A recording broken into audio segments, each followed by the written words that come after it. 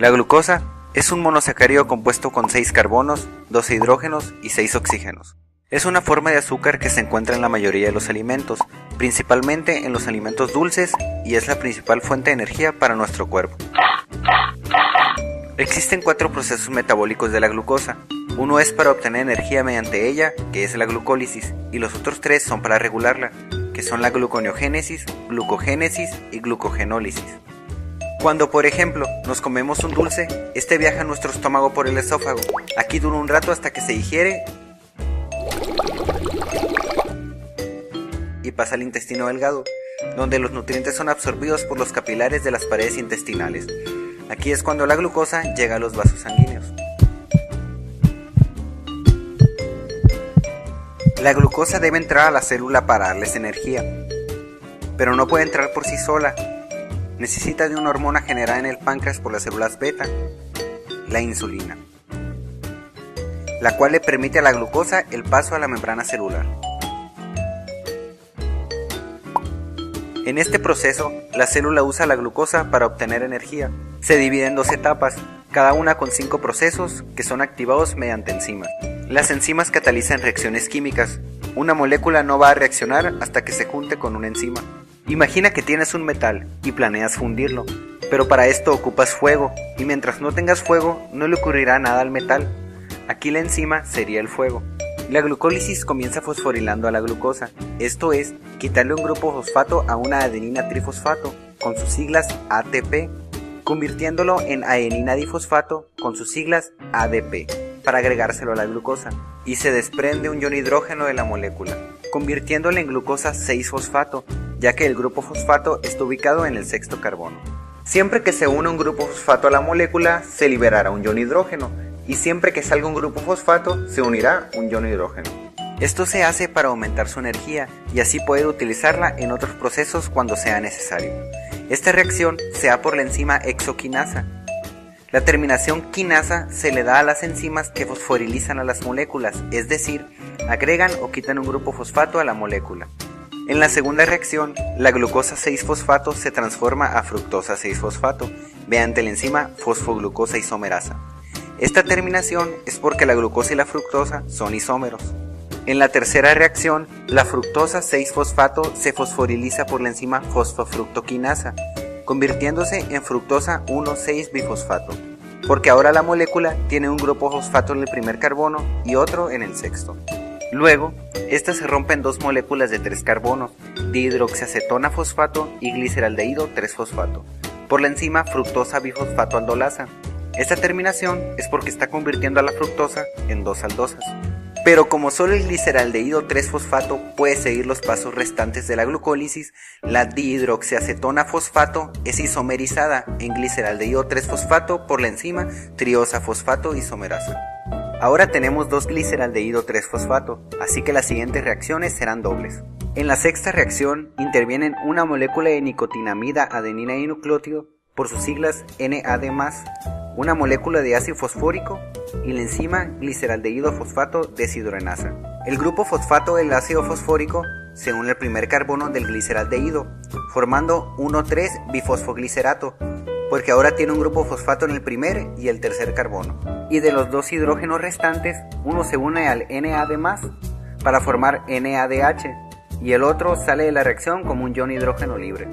En el siguiente paso, la enzima fosfoglicerato quinasa transfiere el grupo fosfato del carbono 1 a una molécula de ADP, formando 3-fosfoglicerato y la primera molécula de ATP de la vía. Pero como son 2 fosfogliceratos, se forman 2 ATPs. Luego, el 3-fosfoglicerato se isomeriza en 2-fosfoglicerato gracias a la enzima fosfoglicerato mutasa. En la penúltima reacción, la enzima enolasa hace que se forme un doble enlace, eliminando una molécula de agua formada por el hidrógeno del carbono 2 y el OH del carbono 3, y como resultado obtenemos fosfoenol piruvato. Y al final, el grupo fosfato se desprende, convirtiendo una molécula de ADP en ATP, y se une un ion hidrógeno en el carbono 1, cambiando de lugar el doble enlace y así terminar en piruvato, por la enzima piruvato quinasa.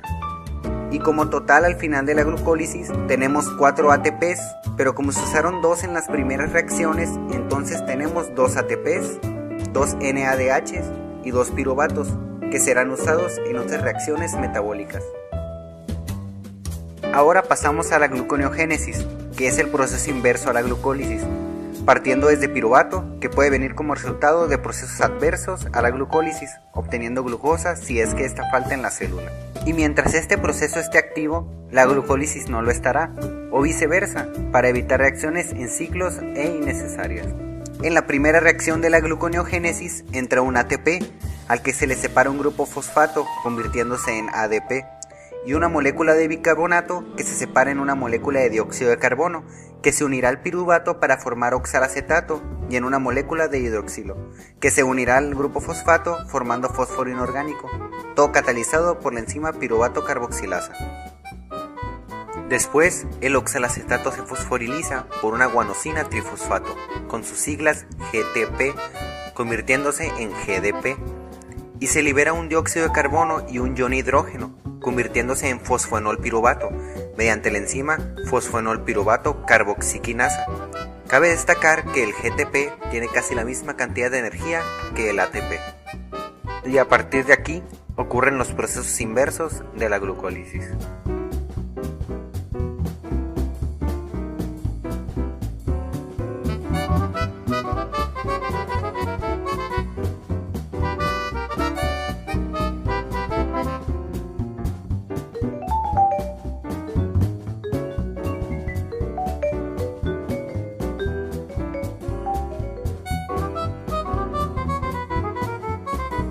Hasta llegar a la fructosa 1,6-bifosfato. En esta reacción entra una molécula de agua, dividiéndose en un ion hidrógeno, que se une a la fructosa 6-fosfato, y una molécula de hidroxilo, a la que se le une el grupo fosfato desprendido de la fructosa 1,6-bifosfato, esto catalizado por la enzima glucosa 6-fosfatasa. En la siguiente reacción, la fructosa 6-fosfato se isomeriza en glucosa 6-fosfato por la enzima fosfoglucosa isomerasa. Y para terminar, una vez más, entra una molécula de agua y sale un fósforo inorgánico por la enzima glucosa 6-fosfatasa, convirtiendo la molécula en glucosa. Y al final de la gluconeogénesis, por cada 2 piruvatos obtenemos una glucosa, pero perdemos 4 ATPs, 2 GTP y 2 NADH. Así que es un proceso muy costoso, pero útil para cuando no hay glucosa en el cuerpo. Cuando hay mucha glucosa en la sangre y la insulina ya suministró la necesaria a las células, la sobrante la almacena en el hígado y una pequeña parte en los músculos, por un proceso llamado glucogenogénesis. El primer paso de la glucogenogénesis es el mismo que la glucólisis. La glucosa se fosforiliza formando glucosa 6-fosfato. Después, la glucosa 6-fosfato se isomeriza a glucosa 1-fosfato por la enzima fosfoglucomutasa. En el tercer paso, entra a la reacción un uridín 5-trifosfato con sus siglas UTP, que se divide en un uridín fosfato, que se une al fosfato de la glucosa, convirtiendo la glucosa en uridín difosfato glucosa, y en 2 fósforos inorgánicos que salen de la reacción. Todo esto por la enzima UDP glucosa pirofosforilasa. En el paso 4, al uridín difosfato glucosa se le desprende el uridín difosfato, quedando como un residuo de glucosa, el cual se unirá a otro residuo de glucosa por la enzima glucogenina.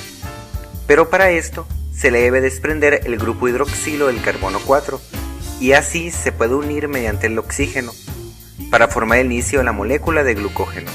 Y una vez que ya se unieron las primeras glucosas, la glucogenina ya no es necesaria, así que se desprende de la molécula. Así queda el glucógeno, al que se le irán sumando más residuos de glucosa de la misma manera, siempre por enlaces alfa 1,4. Y todo esto es catalizado por la enzima glucógeno sintasa.